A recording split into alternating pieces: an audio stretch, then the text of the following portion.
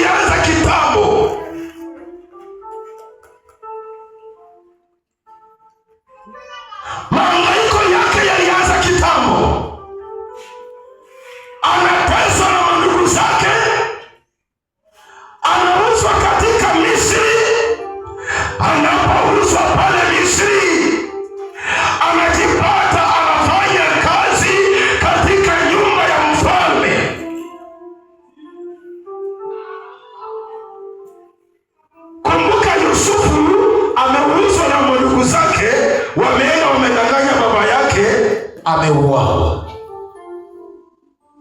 Walimkataa, hawamtaki ndani ya jamii yao. Anapofika katika nyumba ya mfalme, anafanya kazi pale. Mke wa yule mfalme akataka kumnajisi, akataka wafanye naye mapenzi.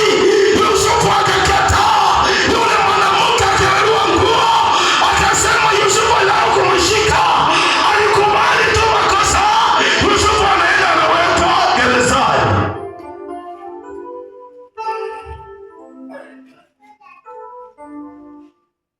Anapowekwa ndani ya gereza, anakutana na kibali cha Bwana. Popote alipotembea, alikubalika mahali popote, alipata kukubalika kila mahali. Alipoenda gerezani, walipomfunga, alikubali makosa yake, akakubali yeye ni mfungwa kwa makosa ambaye hajafanya. Wapendwa, ni wangapi wanakubali kufungwa kwa makosa ambayo hawajafanya?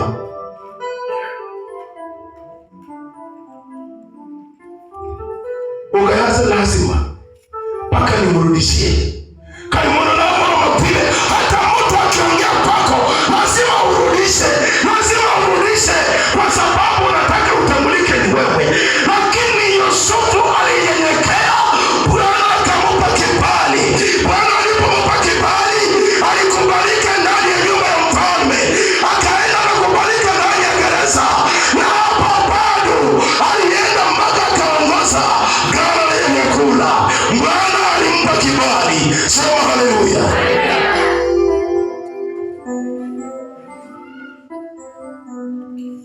Kuna watu hapa wamekataliwa na wenzao.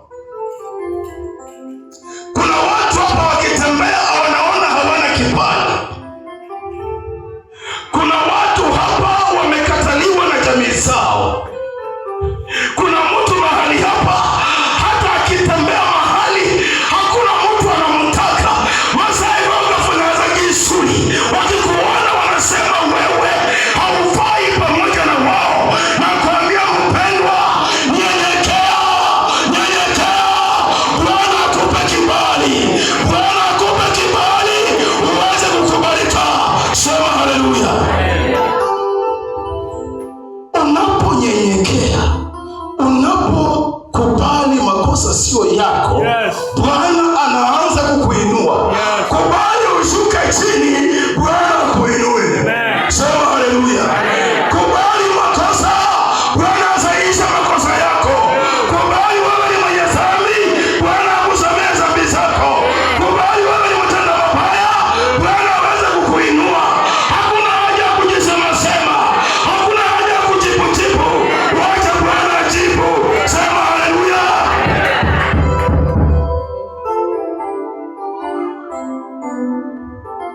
Watu wakiona wengine wanahangaika, wanapiga makofi. Anasema ni vizuri sana, hata ajali imempata. Anasema ni vizuri sana. Nimesikia watu wakipiga hapa makofi. Wengine wanasema ni vyema, hata ni vizuri hawa walitengana na hawa. Unafurahia, wacha kufurahi. Shuka chini, Bwana kuinue.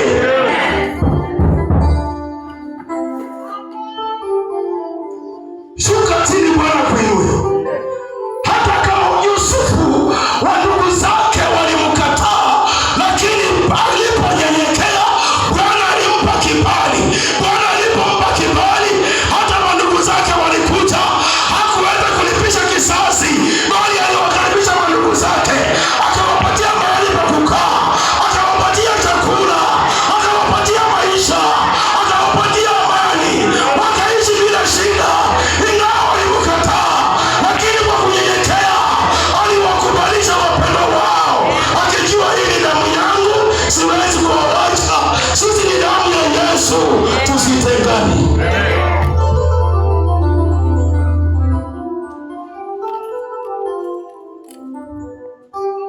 Kuhambani tuwe kitu kimoja. Jaribu sana awe ni wewe unaweza leta mabadiliko katika maisha ya wenzako. Yusufu alikubali kuleta mabadiliko katika jamii yake, ingawa alijua vizuri hao wapendwa wamenimaliza, wameenda wameniua na mimi niko hai, lakini kwa sababu ya kutii Bwana akampa kibali na kutangazia leo, enda ukae utulie na tamani maishani mwako. Bwana akupe kibali, Bwana akupe kibali, Bwana akupe kibali, ukubalike kila mahali, ukubalike ulimwenguni, ukubalike kila mahali. Bwana akatawale. Sema haleluya.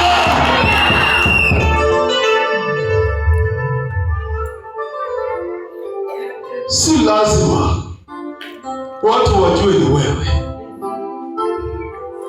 Mimi hata nikisimama na hao wachungaji wote, wanaweza kosa kujua Pastor Kibiri, wanaweza kosa kujua Pastor Hana, lakini kwa sababu bila maumbile niko nayo, Mungu mtu anasema yule tu, ninaona yule wa katikati, huyo anakaa wa satellite huyo. Bwana Yesu asifiwe. Sema haleluya. Kwa sababu Mungu ameniumba tofauti kidogo. Ingawa ni wakisimama na Kibiri anasema sijui ni huyu ama ni huyu, kwa sababu wote wako size moja.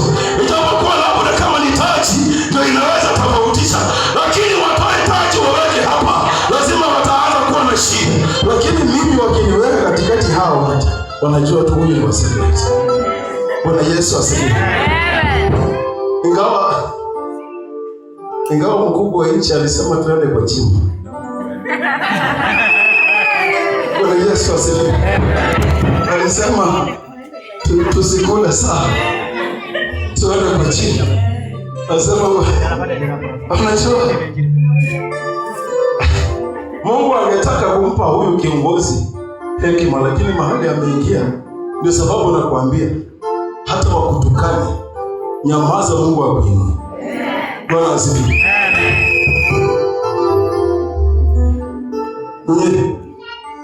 Wale mnakuwa kwa mitandao,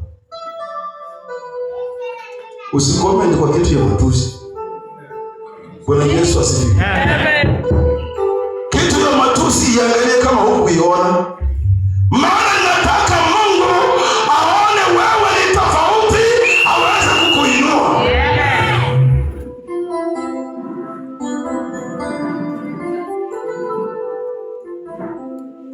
Yusufu akapata kibali katika nyumba ya mfalme, akakuja akapata kibali ndani ya gereza. Nataka nikwambie, Yusufu alipata kibali katika ile nyumba ya kifalme, lakini alipoenda gerezani alipata kibali zaidi, alipata kibali zaidi.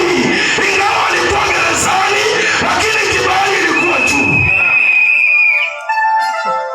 Sasa wewe ukikosana na mtu dakika mbili, hata hiyo ibada yao sitaenda, hata hawanipendi. Unataka wakupende namna gani? Bwana Yesu asifiwe. Bwana hawanitaki kwa hiyo ibada. Ambia jirani yako, Jehovah is working on me. Jehovah is working. Do not look at me like that. Bwana Yesu asifiwe. Mungu anakuandalia kibali. Mungu anakuandalia maneno mazuri. Usipige kelele sana. Usijibu wimbo ilisema. Wacha Kristo ajibu maombi yako. Wacha Kristo ajibu maneno yako. Wacha maisha yako Mungu akayajibu. Wacha maisha yako Mungu akayatetee. Wala usiongee. Mungu atakupa kibali ndani ya nyumba ya mfalme, ndani ya gereza. Kibali kinakuja. Nyenyekea mpendwa, uweze kuinuliwa.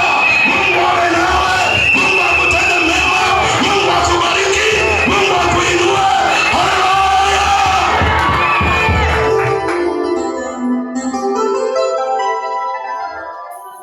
Wewe ati wataniona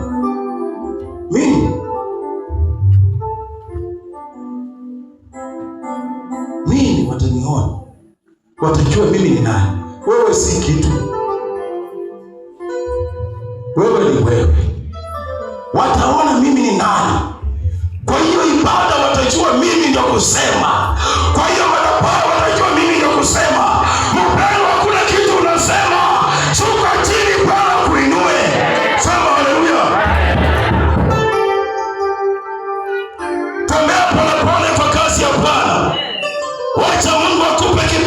ainuliwe. Wacha Mungu akiwa kibali utembee na Mungu, ili wapo wa Bwana uwe pamoja nawe, ili ukaweze kuhubiri kesho. Amen. Hizi ni zoezi. Mimi ndio pasta wa Satellite, mimi ndio niko na kola peke yake. Bila mimi hakuna kitu watasema. Wewe wacha maneno yako. Mungu ndiye anasema.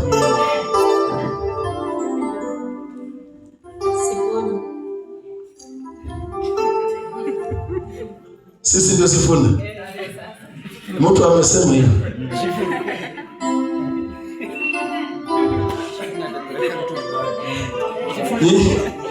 Hii maneno nyinyi ndio Sifuna mwachana na. Nyinyi ndio Sifuna. Asante. Lakini uko na haki ya kuongea kwa ulimwengu. Bwana Yesu asifiwe. But just talk in a good way. So. Make sure you are not misquoted. Hakikisha wakati una prepare jambo la kusema, let it be in the right way. Sawa. Nataka nikuachilie wewe uhuru, Mungu akutende mema. Nataka nikuachilie Bwana